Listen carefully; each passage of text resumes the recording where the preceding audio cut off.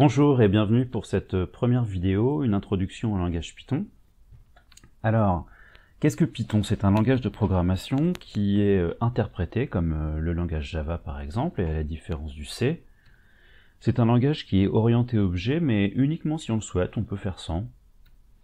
C'est un langage de haut niveau, ça veut dire que il est assez loin de la machine et il a des fonctions toutes prêtes pour faire pas mal de choses, et c'est pour ça qu'il est rapide à écrire et qu'on va l'utiliser pour faire de l'algorithmique et implémenter nos algorithmes. Il est proche du pseudocode. Ici, le langage qu'on utilise, je précise qu'il s'agit de Python 2.7 et non de Python 3. Pour ce qu'on va faire, les différences sont quand même assez minimes. Il y a juste une différence sur laquelle il faut faire attention. Sur la fonction print, il faudrait des parenthèses. Mais pour tout le reste, ça va être assez similaire.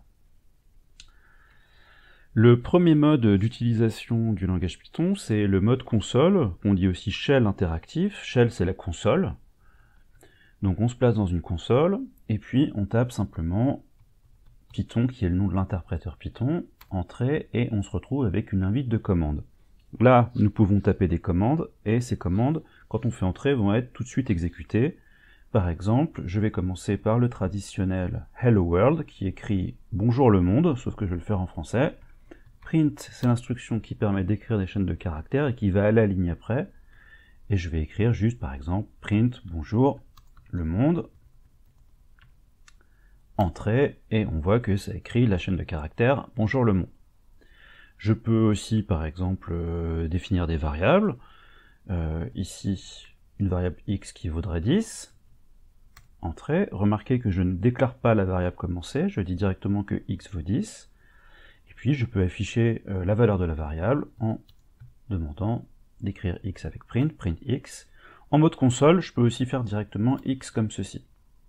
Et puis je peux aussi mélanger avec print des chaînes de caractères en disant la variable vaut virgule x. Alors je mélange une chaîne de caractères et puis une variable, et quand les types sont différents, on les sépare avec une virgule. Si je fais entrée, j'ai donc la variable vaut 10 en principe. La variable vaut 10. Pour quitter le mode console, j'appuie en même temps sur les touches CTRL et D. Et alors je reviens dans mon terminal. L'autre mode d'utilisation de Python, c'est le mode script, mode standard dans lequel on écrit des programmes. Alors pour l'utiliser, on va se placer dans un terminal, on ouvre un éditeur de texte, donc moi j'utilise gvim, mais vous utilisez ce que vous voulez, et puis j'ouvre donc avec mon éditeur un fichier que je vais appeler par exemple mon prog.py pour signifier qu'il s'agit d'un programme Python.